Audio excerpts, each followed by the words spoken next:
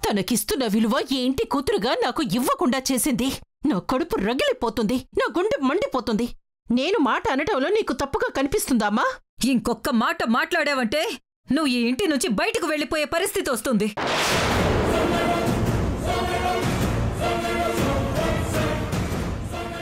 ఏం మాట్లాడుతున్నావే?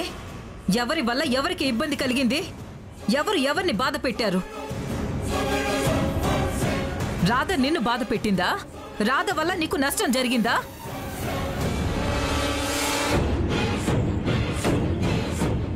లేదే, కానీ నీ వల్ల రాధకి కొండంత కష్టం వచ్చింది.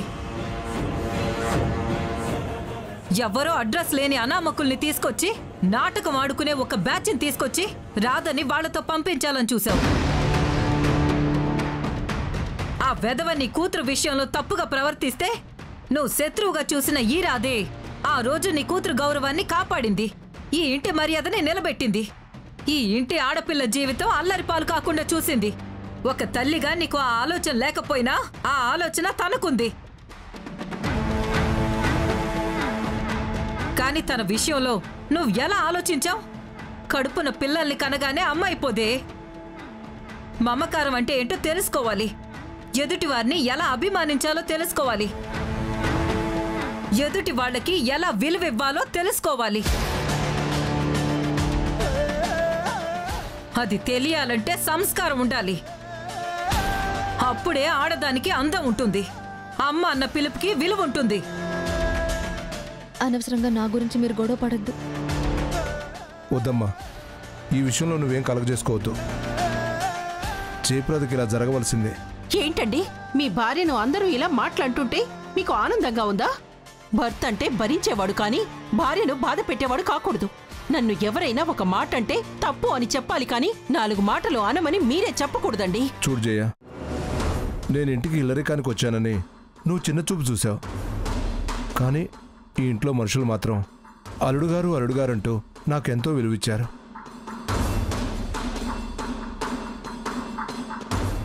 నన్నెప్పుడూ ఈ ఇంటి అల్లుడుగా చూడలేదు, ఒక కొడుకులా చూశారు. ఇంటి గౌరవాన్ని కాపాడాలని చెప్పారు. నేను ఆ రోజు నుంచి ఈ రోజు వరకు నేను ఈ ఇంటి గౌరవాన్ని కాపాడుతూనే వచ్చాను.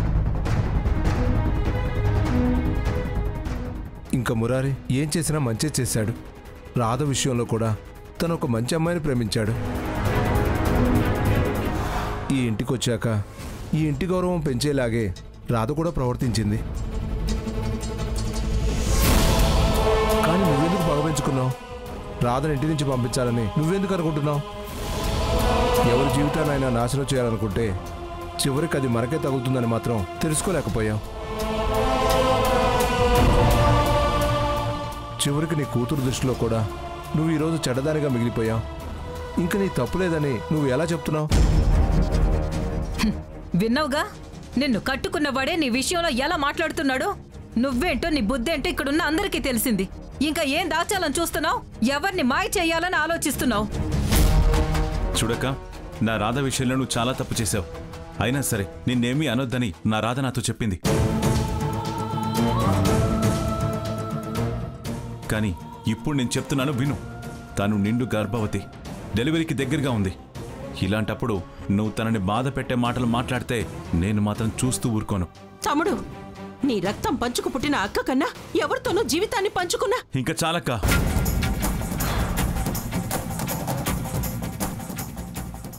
ఇంతకు మించి ఒక్క మాట మాట్లాడినా నీకు మర్యాదగా ఉండదు. రాధ తప్పు చేయదని నాకు తెలుసు. తనకేం జరిగిందో తనకు కూడా తెలీదు. అవన్నీ తెలిసే వరకు నిందలు వేస్తే మాత్రం ఊరుకునేది లేదు. అంటే ఏంట్రా? ఎవరితోనో జీవితాన్ని పంచుకొని ఆ రూపానికి ప్రతిరూపాన్ని మోస్తున్న మనిషిని నీ మనిషి అనుకుంటావా? ఆ బిడ్డకి నువ్వు తండ్రిగా మారతావా? నీ రక్తం అని పెంచుకుంటావా? ఈ ఇంటి పేరుని ఆ అడ్రస్ లేని అనామకుడికిస్తావా? చాలక.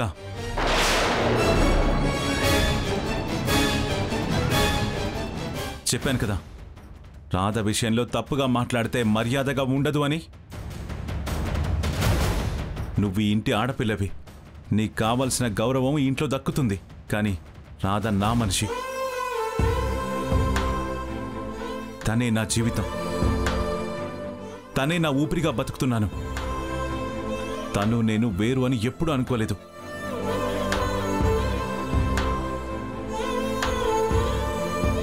తన కడుపులో పెరుగుతున్న బిడ్డకి ఖచ్చితంగా నేను తండ్రిగా ఉంటాను. అందులో ఎలాంటి మార్పు లేదు. రాధ ఇక్కడే నాతోనే ఉంటుంది. తన జోలికొచ్చినా తనని ఇంకొక మాట అన్నా ఊరుకునే ప్రసక్తే లేదు. ఇంతవరకు తన మీద నువ్వు కక్కిన విషయం చాలు. ఇంకొక మాట మాట్లాడినా మర్యాదగా ఉండదు. ఈ విషయంలో నేను నా కొడుకునే సపోర్ట్ చేస్తాను. వాడేం తప్పుగా మాట్లాడలేదు. ఒక ఆడపిల్లకి ఎంత విలువ ఇవ్వాలో అంత విలువ ఇచ్చాడు. నీ విలువను నువ్వు తగ్గించుకుంటే నేను చేయగలిగిందేమీ లేదు.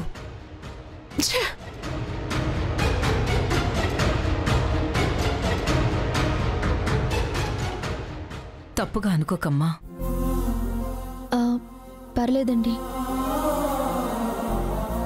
సారీ రాధా.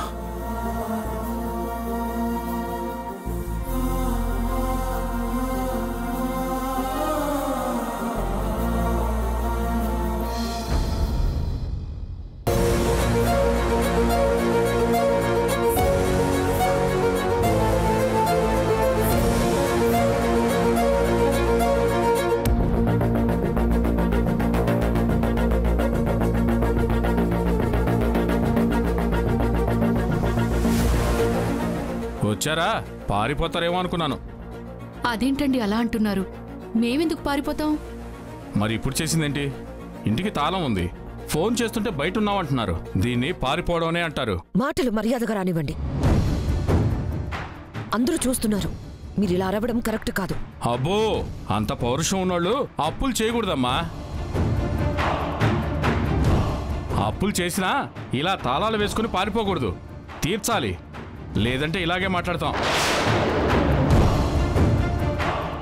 అందరికీ తెలియాలి కదా మీరు అప్పు తీసుకున్నారని. మీకు దండం పెడతానండి, దయచేసి గట్టిగా మాట్లాడి మా పరువు తీయకండి. మీ అప్పు తీర్చకుండా మేము ఎక్కడికి పారిపోవండి.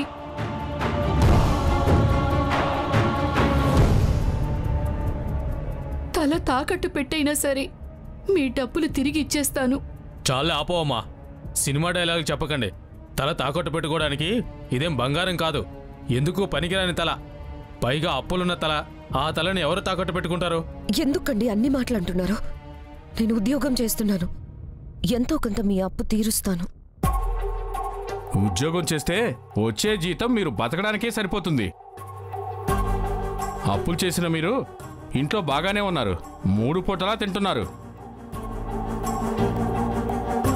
కానీ మీరు తీర్చవలసిన అప్పుని రాబట్టుకోలేని పాపానికి బ్యాంకులో నేను తిట్లు తిట్టించుకుంటున్నాను.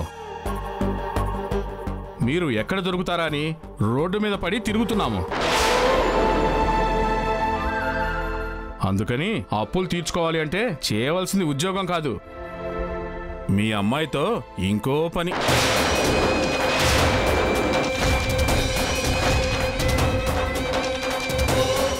చూడండి, మీరు మాట్లాడుతున్నది ఒక ఆడపిల్లతో, అది మర్చిపోకండి. నోరు జారితే మర్యాదగా ఉండదు. అబ్బో, మేడంకి కోపం వచ్చింది. చూడు, నీకు నిజంగా అంత మర్యాద ఉంటే ముందు మా లోన్ డబ్బులు కట్టు.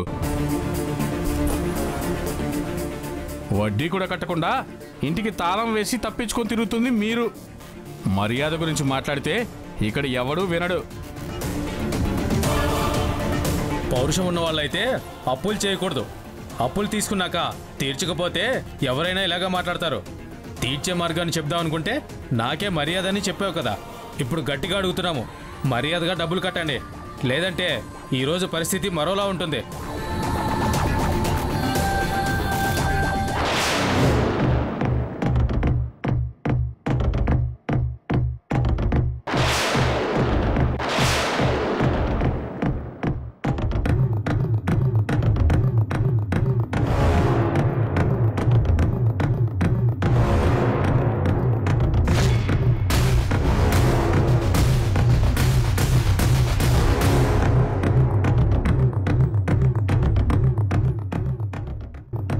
అబ్బో, మీరు ఆటోలో వస్తే మీకు అప్పులు ఇచ్చిన వాళ్ళు కారులో వచ్చారు. వాళ్ళకు కూడా బాకీ ఉన్నారా? ఎంత ఇవ్వాలి?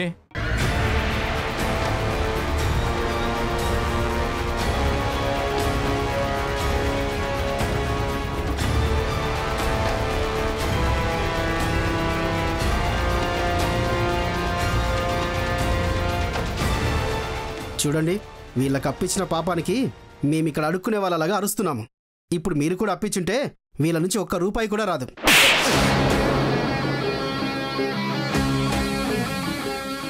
ఎవరు నువ్వు? నన్నెందుకు కొట్టావు? నువ్వు అప్పు ఊరికే ఇవ్వలేదు, వడ్డీ తీసుకుంటున్నావు. తిరిగి వసూలు చేయడానికి వచ్చావు. అది ఏదో రోజు వాళ్ళు కట్టేస్తారు.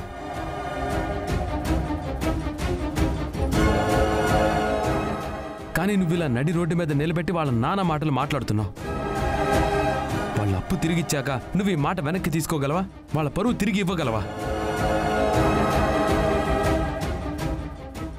ఎదుటి వాళ్ళతో మాట్లాడుతున్నప్పుడు సంస్కారంతో మాట్లాడాలి. అక్కడున్నది నీ తల్లో చెల్లో అయితే నువ్వు ఇలాగే మాట్లాడతావా? మా వాళ్ళకి అప్పులు తీసుకునే కర్మ లేదు. నేను సంపాదిస్తున్నాను. అప్పు చేయని వాళ్ళంటూ ఎవరు ఉండరు. ఎంత పెద్దవాళ్ళైనా అవసరం కోసం అప్పు చేస్తారు, తిరిగి తీర్చేస్తారు. అంతేగాని పరువు తీసేలా మాట్లాడితే వాళ్ళు మానసికంగా ఎంత నలిగిపోతారో మీకు తెలుసా? ఎంత ఇవ్వాలి? నా చదువు కోసం బ్యాంక్లో లోన్ తీసుకున్నాను. ఇంట్రెస్ట్తో కలిపి 5 లక్షలైంది. విన్నారుగా, 5 లక్షలు. 500 కూడా తీర్చలేరు, కానీ 5 లక్షలు అప్పు చేశారు. అంత పౌరుషంగా మాట్లాడారు. మీరు కడతారు అప్పు? ఇంకొక్క మాట మాట్లాడినా నిన్ను హాస్పిటల్లో చేర్పించి ఆ బిల్లు కూడా నేను కడతాను. వాళ్ళ డబ్బులు మొత్తం నేను కడతాను. ఇంకేం మాట్లాడకుండా నువ్వు వెళ్ళు. బాగుందండి, వచ్చింది బ్యాంకు వాళ్ళు కాబట్టి మీరు కట్టేస్తాను అన్నారు. మరి నా దగ్గర కూడా 2 లక్షలు తీసుకున్నారు. దాని సంగతి ఏంటి? మీరేం భయపడక్కర్లేదు, ఆ డబ్బులు కూడా మేమే కడతాం. మా దగ్గర అప్పు తీసుకున్నారండి, మరి ఎవరు కడతారు? చెప్పాను కదా, ఎవరెవరికి ఎంత ఇవ్వాలో వాళ్ళందరూ నాకు చెప్పండి. ఆ డబ్బులు నేను కట్టేస్తాను. మొత్తం ఎంత ఉంటుంది? మహా అయితే ఒక 10 లక్షల దాకా ఉంటుందా? లేదు బాబు, అన్నీ కలిపి 13 లక్షలున్నాయి. ఆదాయం లేని బ్రతుకులు బ్రతకాలి అంటే అప్పు చెయ్యాలి. తిరిగి తీర్చలేని పరిస్థితుల్లో ఇలా మాటలు పడాలి. అయినా ఇవన్నీ మీకెందుకు బాబు? వీళ్ళకి ఏదో విధంగా నేను సర్ది చెప్పుకుంటాను. దయచేసి మీరు వెళ్ళండి బాబు, వెళ్ళండి. పెద్దమ్మా, మిమ్మల్ని వదిలి వెళ్ళిపోవటానికి కాదు, ఆ ఇంటికి మిమ్మల్ని తీసుకెళ్ళింది. మీరు నా వాళ్ళు అని నేను మీ గురించి వచ్చాను. అయినా ఇక్కడ ఇలాంటి విషయం జరుగుతుందని మీకెలా తెలుసు? మీరిద్దరూ ఎలా వచ్చారు? ఫోన్ వచ్చాక మీరు కంగారు పడుతూ వెళ్ళటం నేను చూశాను. ఏంటి ఎందుకు అని అక్కడ అడిగితే మీరు చెప్పరు అని నాకు అర్థమైంది. అందుకే కార్తీక్ని తీసుకుని ఫాలో అయ్యాను. మేము ఊహించిందే జరిగింది. రేపు మార్నింగ్ మీ అందరి డబ్బు నేను ఇస్తాను. దయచేసి అందరూ ఇక్కడి నుంచి వెళ్ళిపోండి. సరే, అది చూద్దాం. రండ్రా.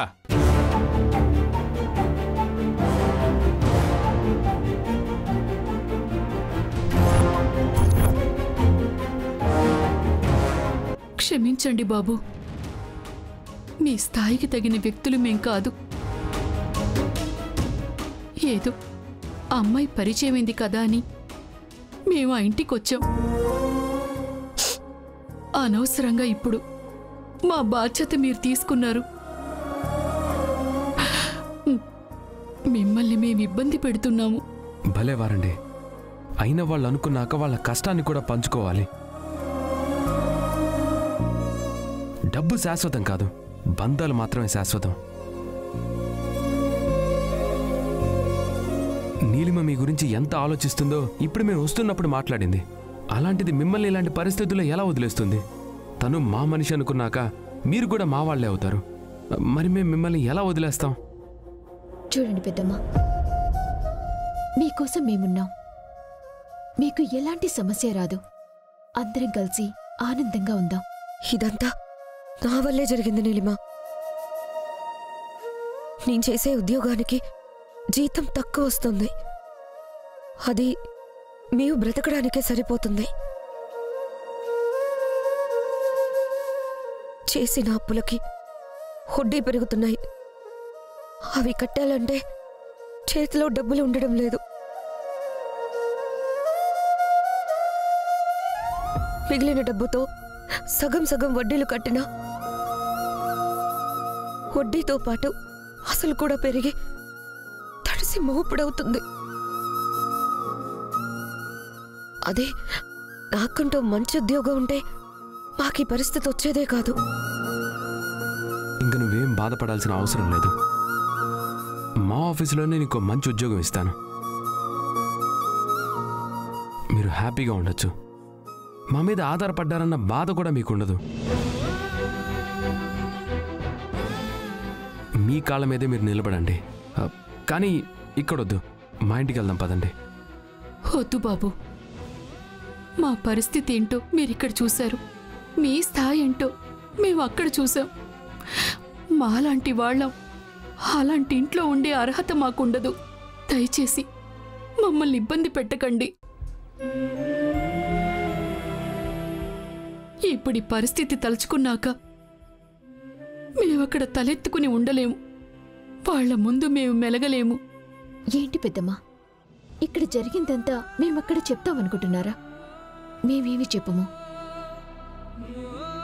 మీరు ఇంటికి వెళ్లారు, మళ్ళీ మేము తీసుకొచ్చాము అని చెప్తామంతే. కానీ ఇక్కడి విషయం అక్కడ ఏమీ చెప్పం.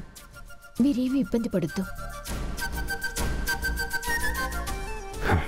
నీలిమ ఒక మాట చెప్పాక దాన్ని నేను కాదని ఎలా అంటానండి? తన మాటకి మేమంతా విలువిస్తాం.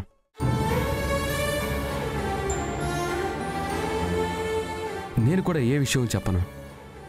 అయినా మా ఇంట్లో వాళ్ళు కూడా పేదరికాన్ని అవమానించే మనుషులు కాదు.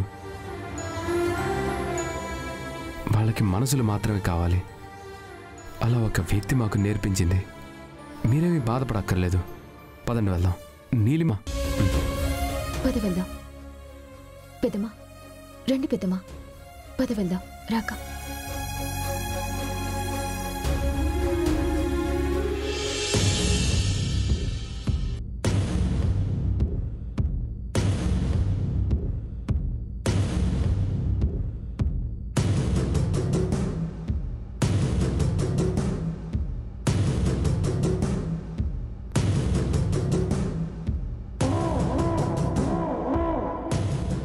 ఇంకెప్పటికీ నువ్వు మారవేంట్రా?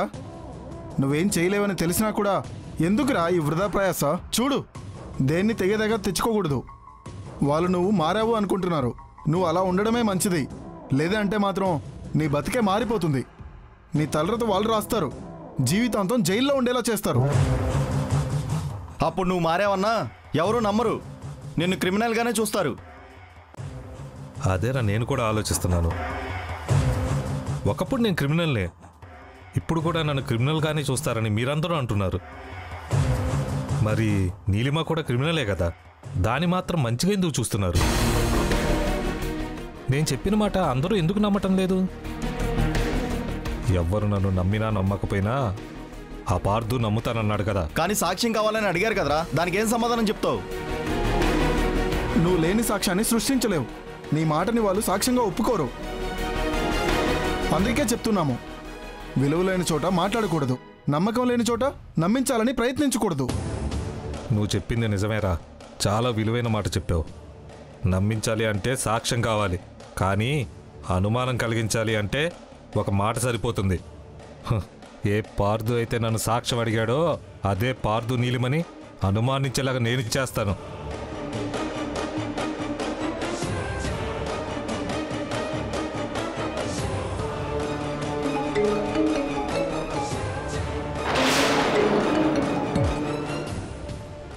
ఏంటజయ్, ఎందుకు మళ్ళీ ఫోన్ చేసావు? ఏంటి నీలిమా, అంతమంది పెద్ద పెద్ద వాళ్ళని నువ్వు నమ్మిస్తున్నావు.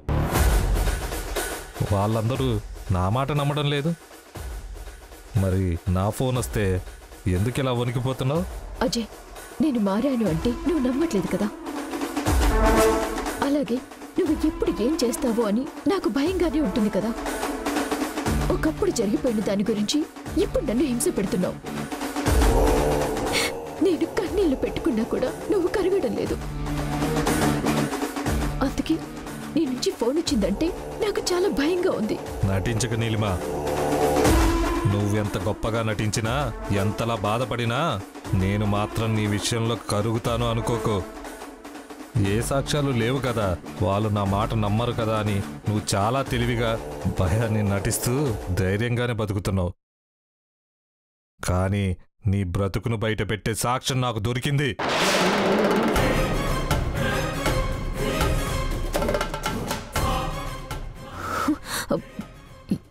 ఏంటజయ్, ఏం మాట్లాడుతున్నావు? ఏ సాక్ష్యం? మనం చేసిన పాపాలే మనల్ని వెంటాడతాయి నీలిమా. అవి కొన్నాళ్ళు మనకి దూరంగా ఉన్నా ఆ పాపం మాత్రం దూరం అయిపోదు. నువ్వు మీ మావయ్యని కలిసి డాక్టర్తో చాలా పెద్ద నాటకం ఆడించి మీ మావయ్య చనిపోయినట్టుగా సాక్ష్యాన్ని సృష్టించి జైలు నుంచి విడిపించుకున్నావు. తర్వాత డాక్టర్ని పట్టించుకోకుండా వదిలేశావు.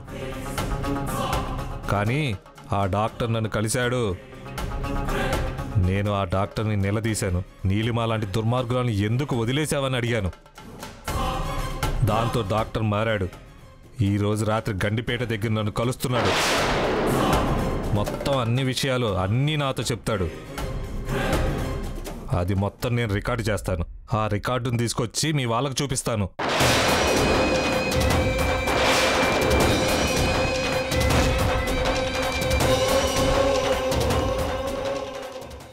ఏంటజయ్, ఒకరోజు మీరు నన్ను సాక్ష్యం అడిగారు కదా, ఆ సాక్ష్యం ఇప్పుడు దొరికింది. మారిపోయానని చెప్తూ మళ్ళీ పాత మాటలే మాట్లాడుతున్నావు. మీరు ఎంతగానో అభిమానించే మీ చెల్లి మీద ఒట్టేసి చెప్తున్నాను సార్, ఇది నిజం. నీలిమ ఈరోజు ఒక డాక్టర్తో మాట్లాడడానికి గండిపేట ప్రాంతానికి వెళ్తుంది.